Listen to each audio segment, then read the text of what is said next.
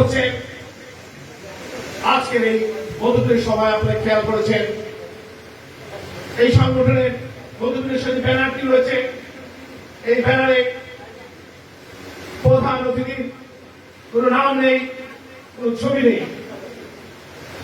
এই ব্যানারে এই অনুষ্ঠানের সভাপতির নাম নেই, আমার ছবি নেই, আমার সাধারণ সম্পাদকের ছবি নেই।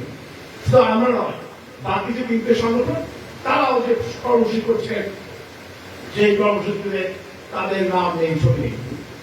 উদ্দেশ্য একটি হয় না, আমরা এখন থেকে যদি এই সরকারকে পতন ঘটাতে হয়, তাহলে আমরা সারা বাংলাদেশের যে একটি আমাদের অপকালচার বলে নিয়ম বলে চালু হয়েছে, আমরা যে ভাইয়ের রাজনীতি শুরু করেছি, সেই ভাইয়ের রাজনীতি আমরা বের হয়ে আসতে হবে।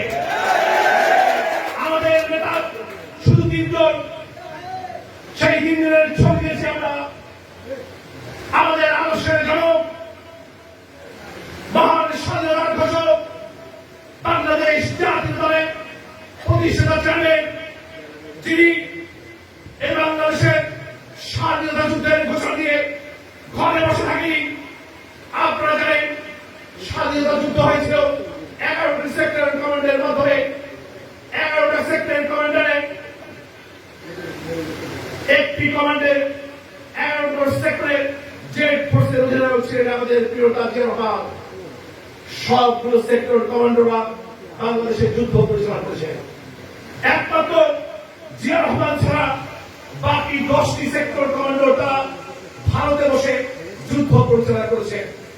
শুধু জিয়া রহমান বাংলাদেশের অভ্যন্তর থেকে, বাংলাদেশের ভিতর থেকে প্রত্যেকটি যুদ্ধে সম্মুখ সমরে যুদ্ধ করেছে, সাহসের কাজ করে বাংলাদেশকে স্বাধীন করেছে। প্রিয় ভাইরা,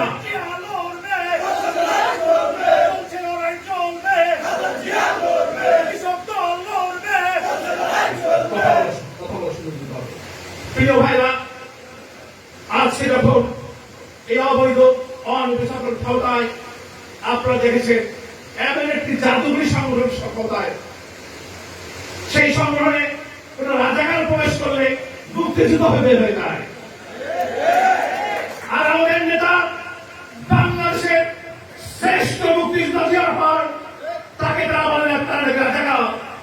প্রিয় ভাইরা, আমাদের দল ক্ষমতায় এসে জিয়া রহমানের ক্ষমতায় আসলেন 72-75 যে অপশাসন, 72-75 সেই অপশাসনের কথা বাংলাদেশে মানুষ এখনো ভুলে যায়নি।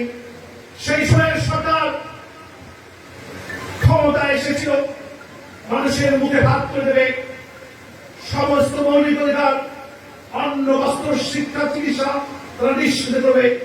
এই পরিস্থিতি ক্ষমতায় এসে তারা মানুষের মুখে ভাত তো দিতে পারেনি, কোন দাবি পূরণ করতে পারেনি। 1974 সালে তারা বাংলাদেশে দুর্ভিক্ষ করে দিয়েছিল। আমরা দেখেছি 74 দুর্ভিক্ষে মানুষ না খেতে পেরে লক্ষ লক্ষ মানুষ মারা গিয়েছে। ঢাকার রাজপথে ডাস্টবিনের মধ্যে ক্ষুধার জ্বালায় এক টুকরো নোংরা খাবারের জন্য মানুষ আর কুকুর যুদ্ধ করেছে।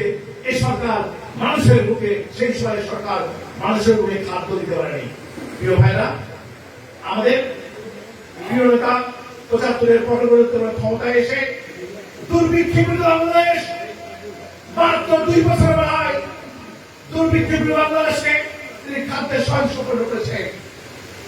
মাত্র 3 বছর মাথায় পৃথিবীর মানচিত্রে বাংলাদেশকে প্রথম খাদ্য রপ্তানিকারক দেশ পরিণত করেছেন। এত সফল রাষ্ট্রপতি, সরকার প্রধান বাংলাদেশের ইতিহাসে আসে নাই।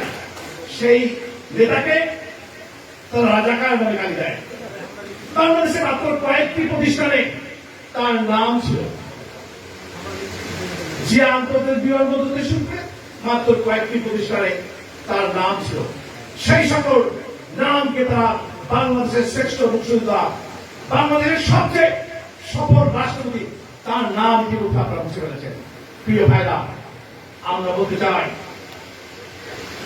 কাগজে লিখো নাম, কাগজ ছেড়ে যাবে, পাথরে লিখো নাম, পাথর হয়ে যাবে, হৃদয়ে লিখো নাম,